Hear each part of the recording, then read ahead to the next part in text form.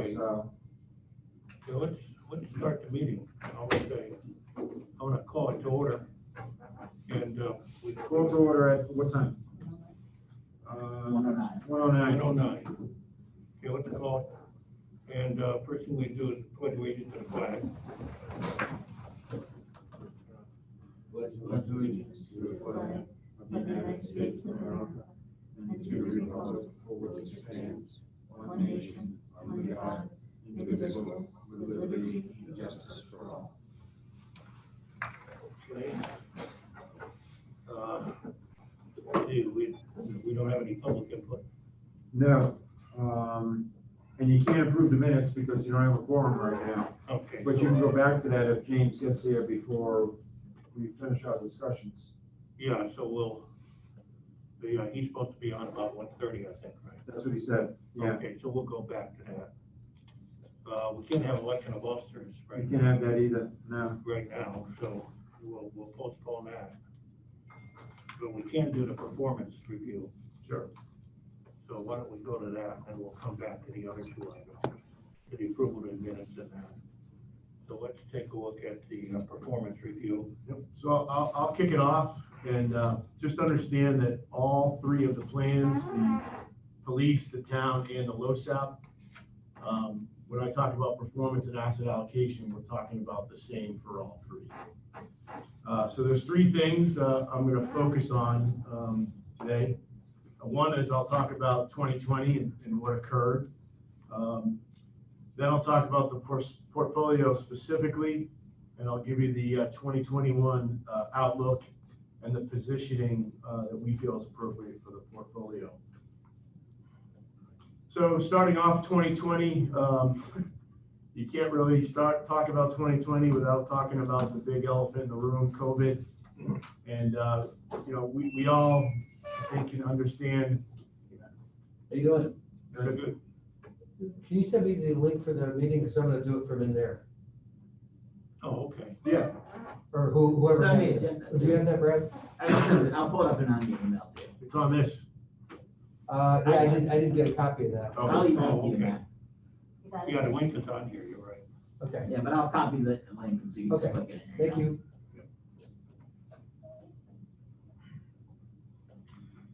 As I was saying, 2020, and I'm sure you guys all have your own stories, but boy, did COVID catch, capital markets and the country flat-footed, and the way it was handled, and really the dislocation and the havoc that COVID created. If you could flash back to March 23rd of 2020, and I've never seen 10,000 points disappear from the Dow Jones Industrial Average faster than that. And you might remember the lockdown and the shutdown, and really how scary it was at that point to just turn off a global economy.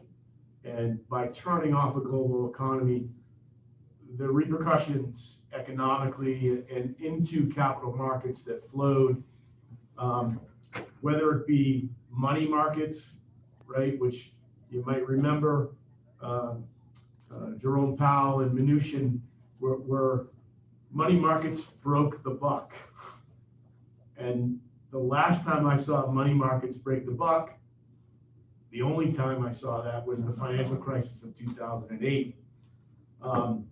Money markets, you're probably aware, typically have an NAV of 1, and that they're composed of. There you have people in the waiting room, by the way. So put it.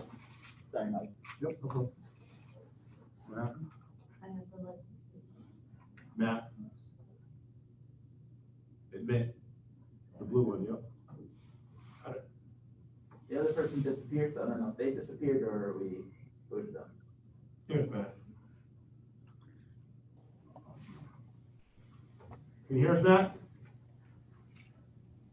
Mute. Does Matt have his mute on? He's not muted. No, it's not muted. Okay. We can be able to hear I'm him. not sure he can hear us.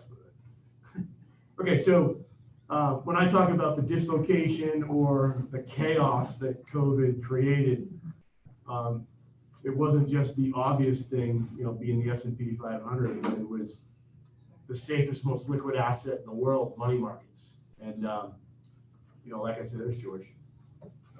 Okay, George is on now. Oh, okay. So we'll move on from COVID, right?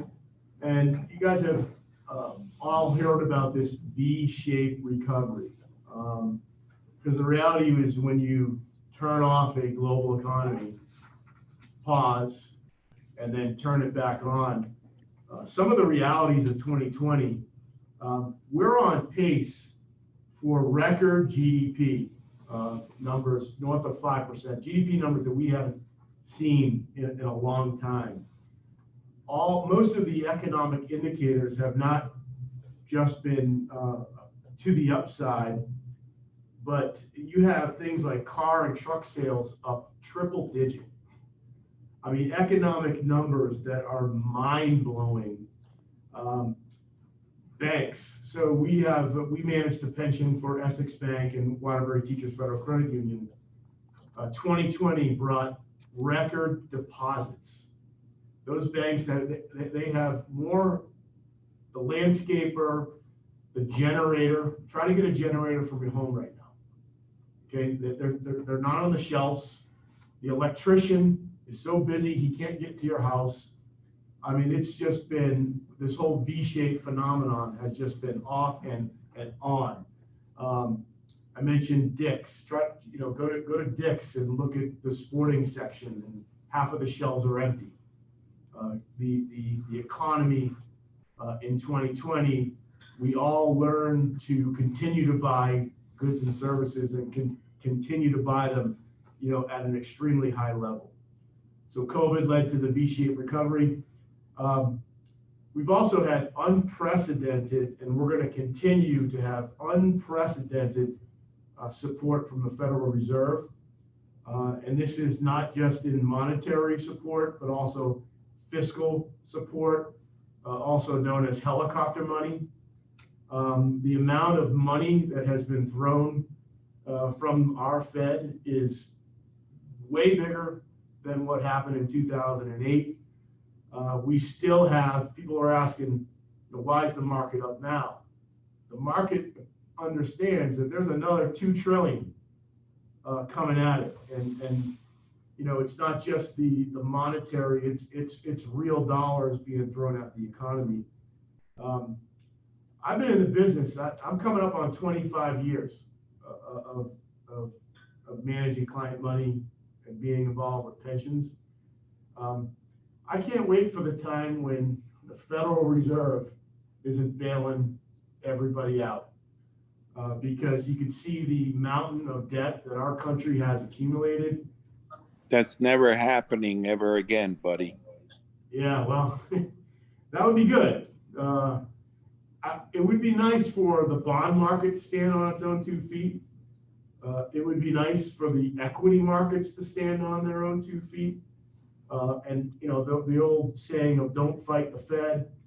I just feel like in my 25-year career, every time there's a problem, we got Superman in his cape showing up, throwing dollars at it. Oh, I remember 85. That's when I got into it in 1985. So looking back at 2020, it was all growth, right? So the S&P 500, there was 6 technology mega cap stocks that really drove all the return of the S&P 500. And to highlight that, if you look at the S&P 500, right, which is 500 of the largest companies in the 11 different sectors of the economy, in 2020, the S&P 500 growth was up 33%. S&P 500 value up 1.6%. So ironically, in 2020, companies with strong balance sheets, little or no debt, top line sales growth of 15, 20%, dividend increases of 20 years or more, those stocks and those equities have dramatically underperformed. Meanwhile, Tesla with its 1200 PE was up over 700% in 2020. Kind of scratching my head as to why it was added to the S&P 500. That doesn't make a lot of sense to me if you look at the definition of what an S&P 500 component should look like. So, you know, it was really kind of a crazy year where you have, you know, interest rates, you know, cut to the bone. We are a global situation of 0% interest rates on short term. And if you blindfolded someone, told them all about 2020, and then you quiz them and say, tell me what the best performing sector was, the last thing that they would tell you was large cap growth and growth companies.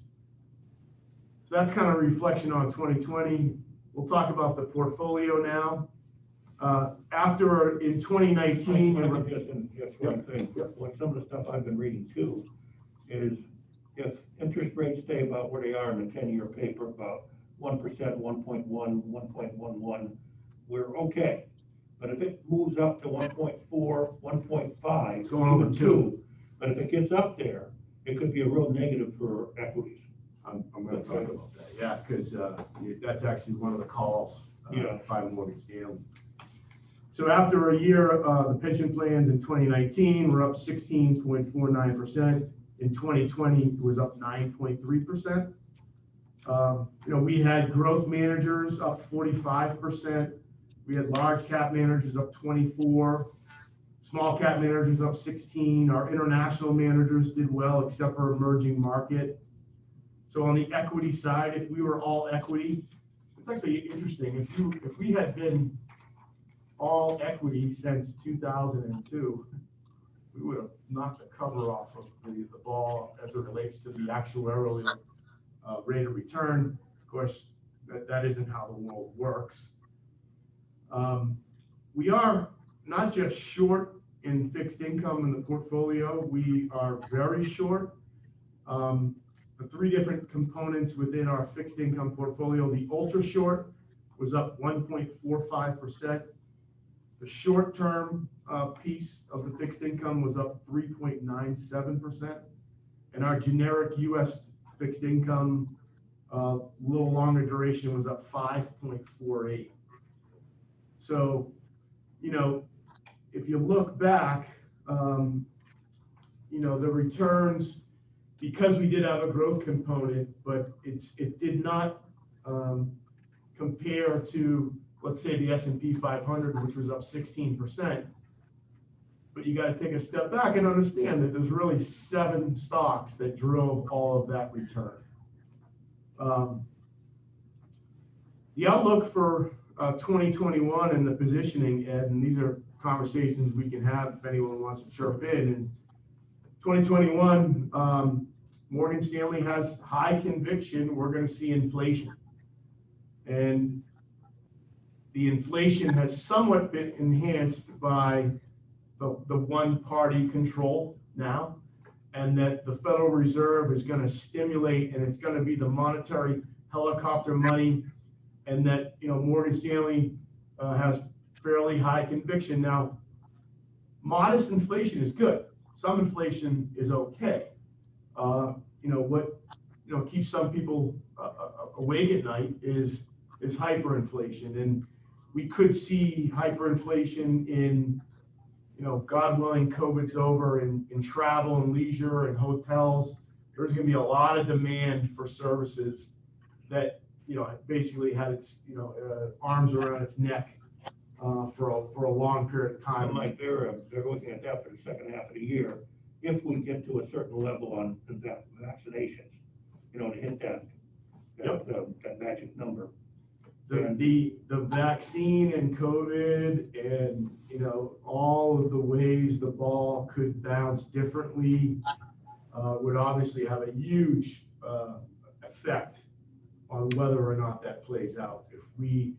If these vaccines aren't what everyone thinks they are, and there's more and more of these newer strands of COVID, you know, if we're still having virtual meeting, we're still Zooming in Bethel next year at this time, we're going to have other things to talk about besides inflation. Mike, can you hear me? Yes. So where does Morgan think inflation's going to be by the end of the year? So they're not coming out with a specific target, okay? It's going to depend on how quickly the vaccines get in the arm and the economy is unleashed. Remember that one of the best hedges for inflation is owning stocks. So there have been calls by Mike Wilson, our CIO, that you could see significant inflation. Was it? What were you thinking, George?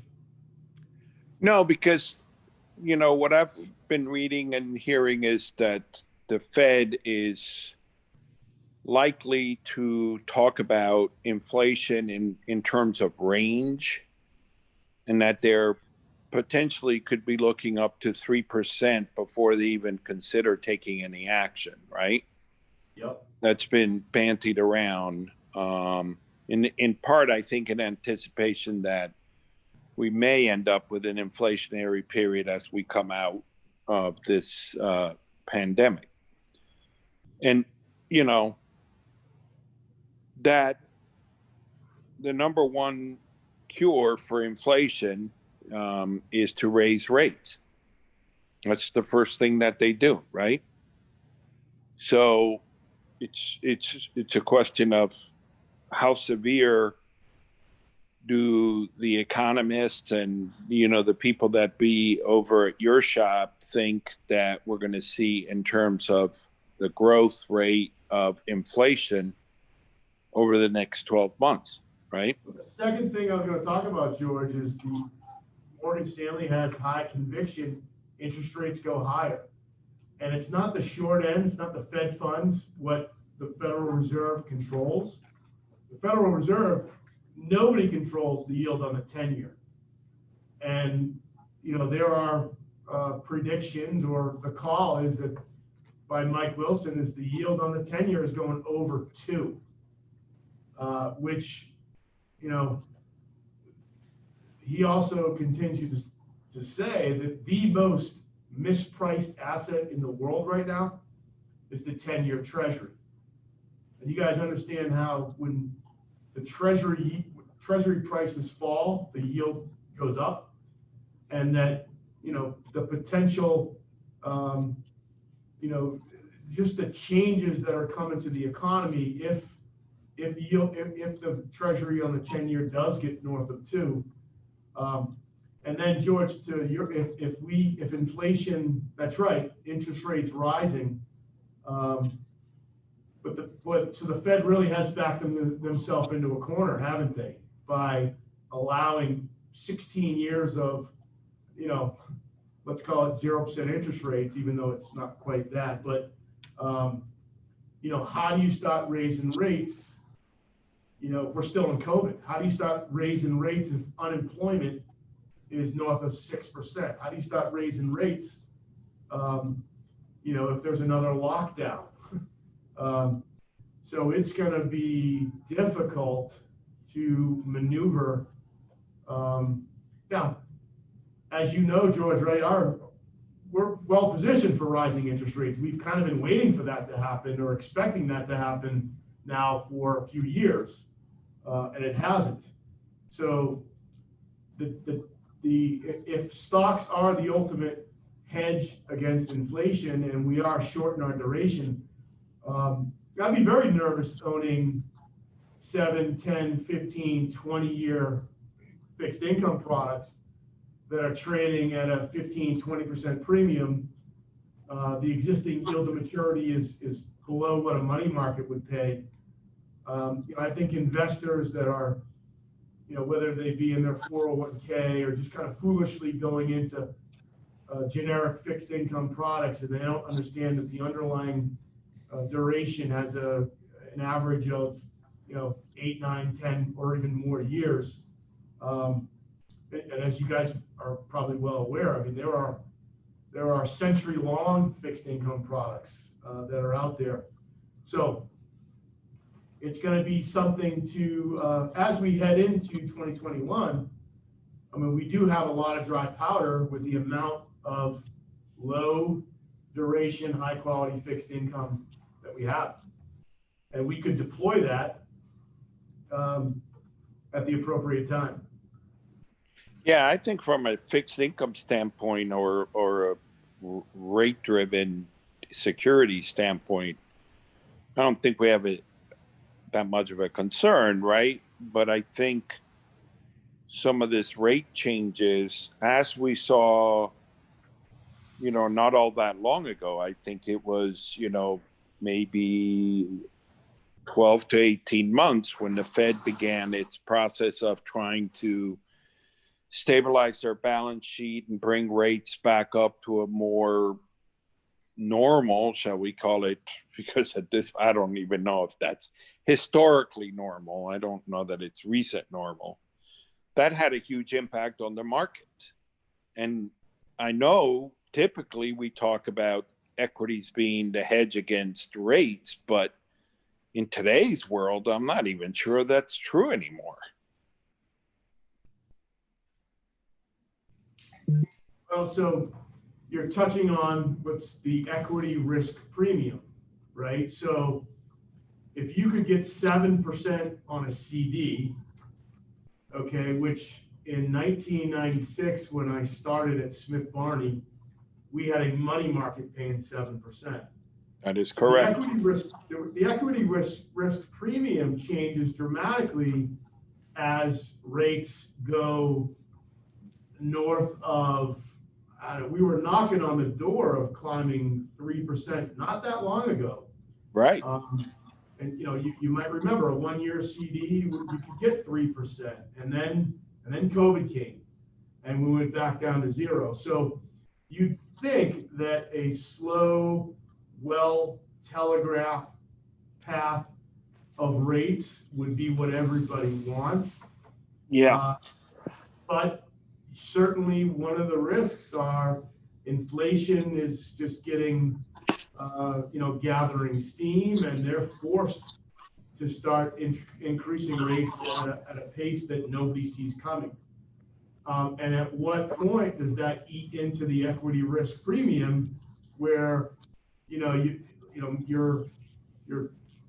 talking about institutional investors or retail investors, but at some point where it's hold the phone. I can get 6% and have no risk, and some of the damage that could cause.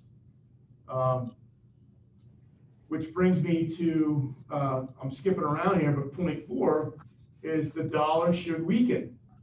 And as the dollar continues to weaken because of our unprecedented amount of debt, that is an immediate boost to emerging market and international equities, which have really started to come on here in the last few months.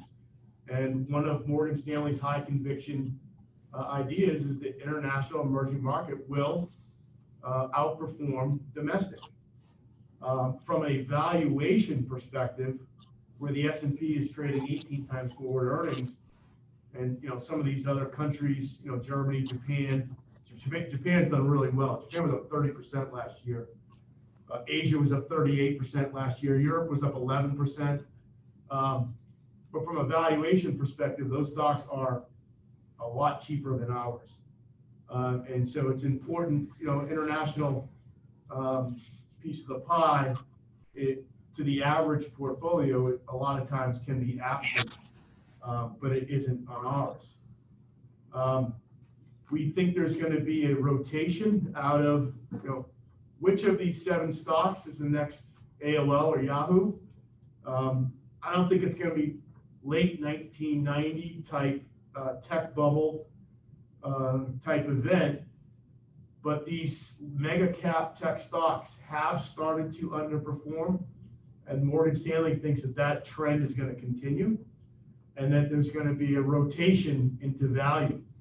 I talked about it earlier that in 2020 the best companies in the world had ho-hum returns, because they didn't fall into this growthy, stay-at-home COVID, type of asset class. And we've started to see that, so whether it be energy or pharmaceuticals or the industrials, materials, commodities, those asset classes have really started to turn. And that's another one of Morgan Stanley calls for 2021. Also that small and mid cap should do better than large cap. If you look at the 10-year return of those asset classes, the reality is nothing has beaten the S&P in the last 10 years, nothing. You can't find an asset class that had those types of returns. And with, sort of the bet against America, or the probability of us as a nation continuing to thrive, Morgan Stanley feels that the small and mid cap will do better than the large. All this being said, we average 3 corrections every year. And why would 2021 be any different? And corrections by their very nature, okay, we'll have a 10, 20% drop. We don't know what's going to be the catalyst to trigger that, because it's what you don't see coming. Although Morgan Stanley does feel that it's going to be a good year in capital market returns, despite inflation and the most mispriced asset in the world being the 10-year Treasury. But this is all, we're all hanging our hats on an end to the crisis, or controlling the crisis, or vaccinations continuing to roll out, vaccinations continue to be successful, that V-shaped normalization of travel, or normalization of all those things coming back together, which again is going to lead to inflation, but there's just so much pent up demand for goods and services.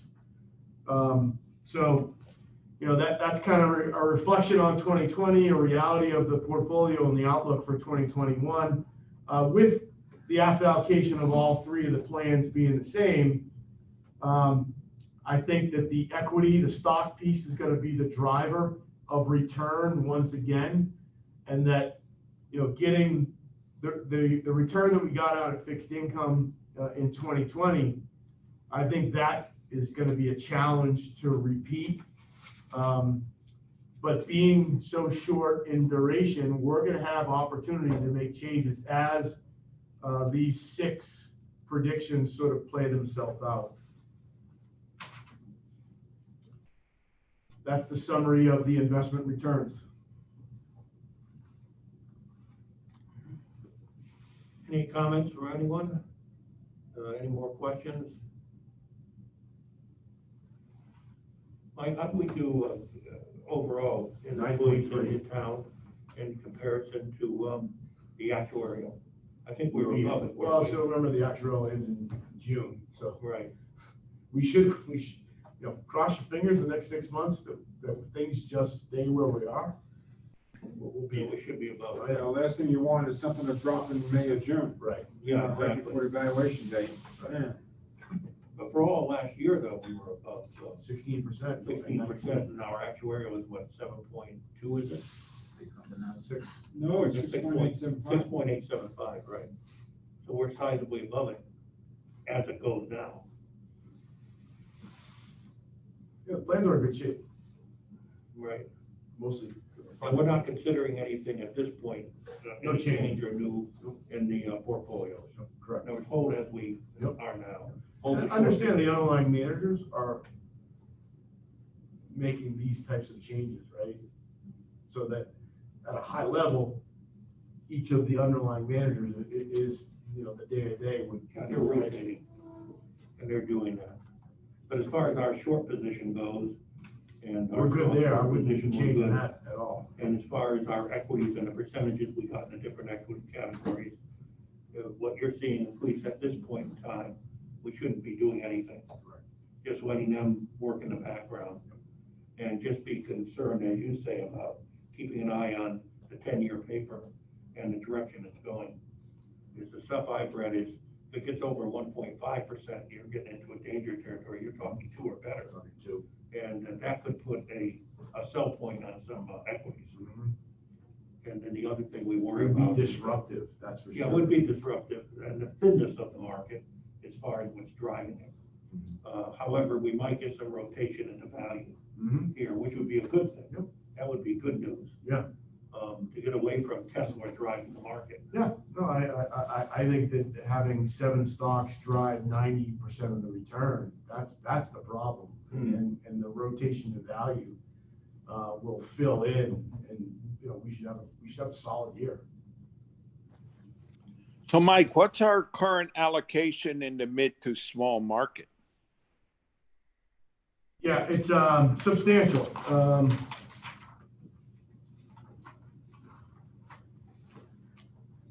I don't have that number in front of me. We have a big slug in both asset classes. Okay. Yeah, I'm looking at the percentages here, and you're right. We do have a slug in we have a slug in international too, which you said should come on strong here. There isn't an asset class that we don't own.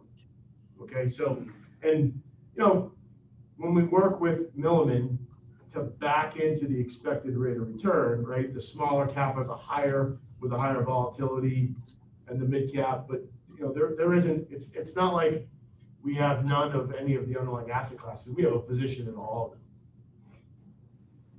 And the other thing I wanted to mention is with the new administration, there is going to be a bigger emphasis on renewable energies, and that type of thing, and battery power, all that.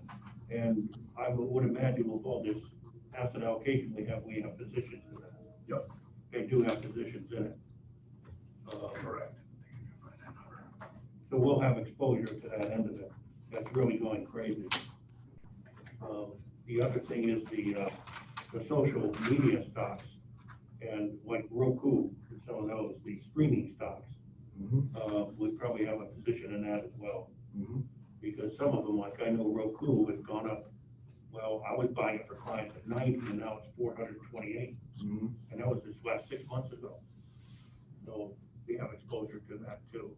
I imagine those companies. Netflix has gone up crazy. You see what happened to Netflix. And that's probably going to continue to go crazy. And we should have in here somewhere, we probably have exposure to all those as well. Right. But as you say, those are the stocks that are driving the market. How much longer are they going to continue to drive it before they get so topsy? And that has already started to reverse. Yeah, that's what I'm afraid of. So then that's where the value comes in, and where our consideration is on the value part of the portfolio. Any other questions? Yeah, actually, I have one. Does Morgan Stanley have a perspective on what's going to happen from an unemployment rate? If indeed infrastructure bills are signed, and it could be far-reaching, as well as what's happening with commercial real estate. I wonder what the impact would be, just from an overall performance. Yeah, so we are very optimistic that the jobless number continues to go down, and that with record GDP, and it's all pending the end of COVID or the containment or the continued improvement. But part of this whole inflationary interest rate 10-year drop is once the floodgates are open, I mean, it's going to be, the economy should roar, which would ultimately drive employment. The infrastructure is interesting because it seems like low-hanging fruit and makes so much sense to everybody. But why for the past 15 years has it really not, kicked off? It is kind of a mystery, but clearly there's,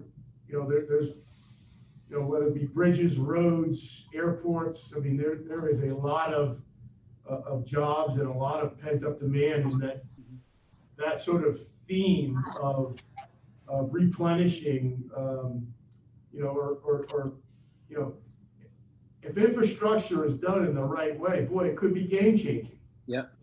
And every administration, everyone talks about it, but so far, no one's had the ability to get it done. Well, the other thing you gotta consider on infrastructure is, will they be able to work through some of the delays that you see in infrastructure with all the ecological, I should say, delays that are built in? Like, how long would it take you if we wanted to take 84 out here and extend it with 3 lanes from New York to Waterbury? I've heard figures of 10 years of of planning and all your studies before you can do it, before you can put a shovel in the ground. So even though a lot of people are talking about huge infrastructure, what are the built-in delays at the local level, the state levels, the federal levels, all your environmental overlays that are happening? In other words, you could probably do it if you could streamline some of those. But will this administration be looking at that?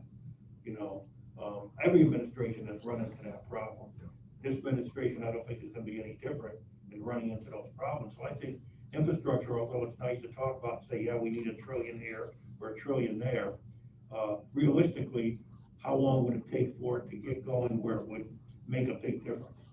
It could take years. Yeah. So anyway, so I think that concludes the performance review.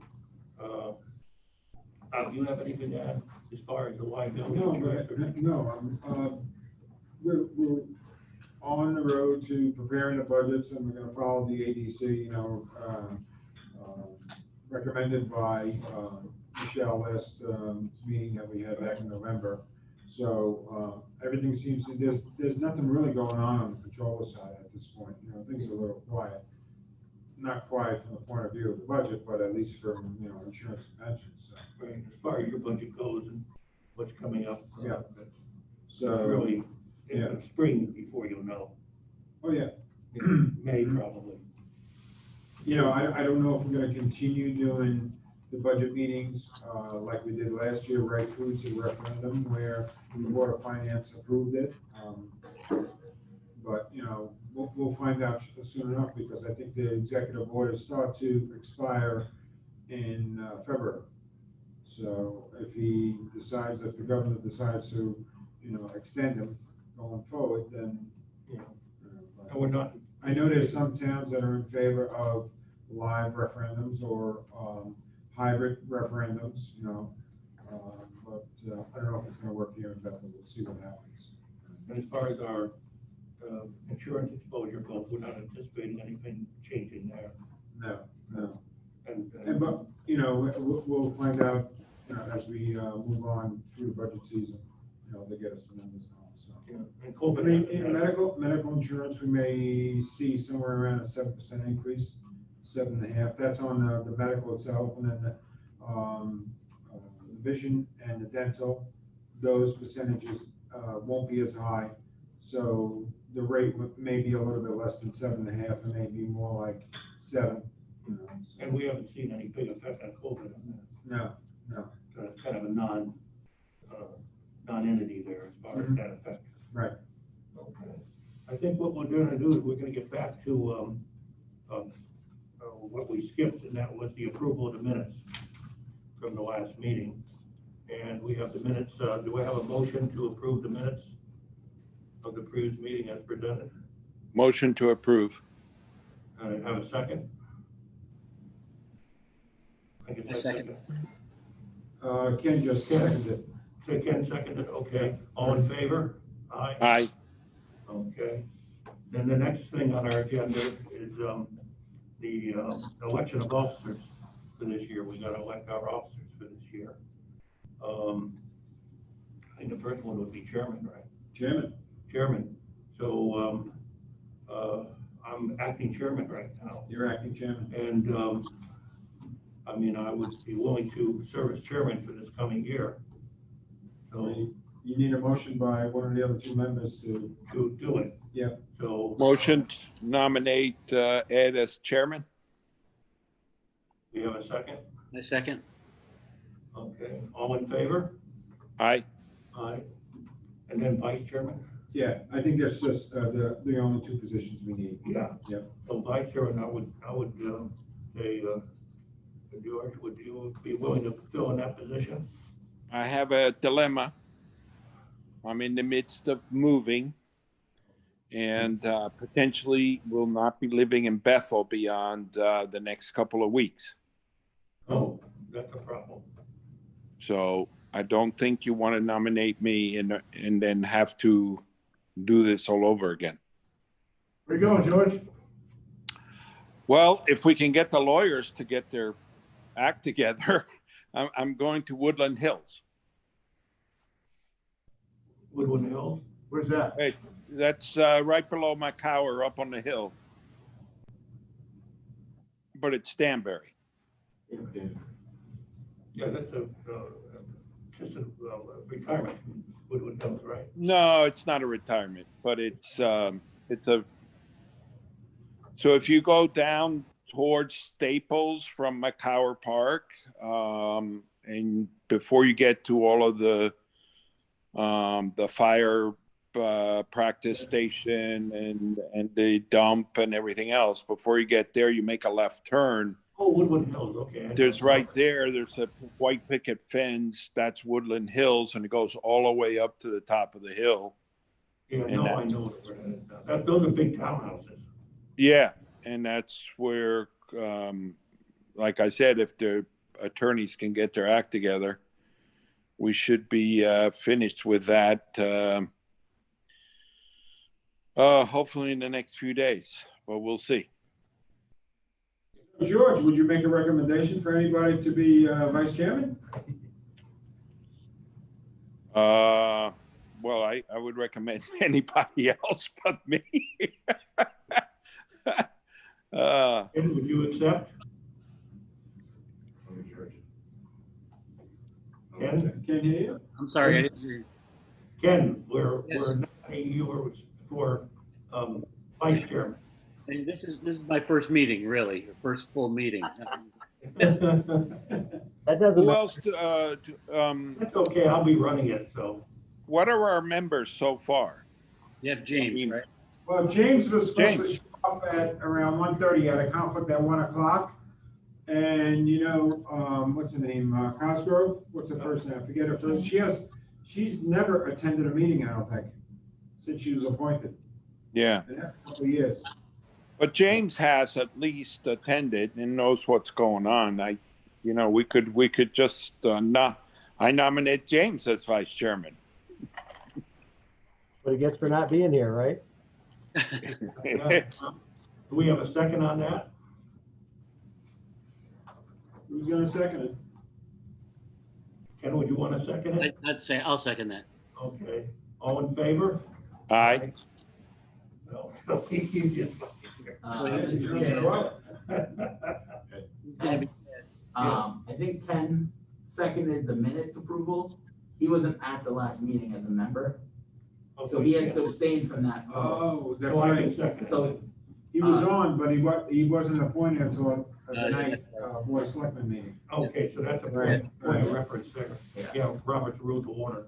So I'll have to second it then. And then approve it. and then Ken would have to abstain from the voting for the minutes, because he wasn't a member on the board. Right, so we'll change that. Just the minutes. So on the minutes, we'll have, Yeah. the motion, we'll have George and I second it, and then we approved it. And that takes care of that. Okay, if there's, nothing else on the agenda right now, we'll, I'll ask Motion for to adjourn? a motion to adjourn. I just did it. Okay, second, okay, Hey, all in George, favor? thank you very much for volunteering and sorry Sure. to see you leave Bethel. Sorry to see you leave the neighborhood. Well, I'll still be nearby, but unfortunately just over the line. Yeah, you're gonna be, now I know where that Woodlands is. Yeah. Yeah, I've had some clients in there. Those are big townhouses, some of them. Yeah, yeah, we have the plan is we have one of the sort of middle-sized ones, not the smaller, but not the bigger, so. Yeah, I have several plants over there now. When you said that, I was thinking. But, yeah, there's some of those are 3 stories and they're huge. Are they? Yeah, some of them I think are 3,000 square feet.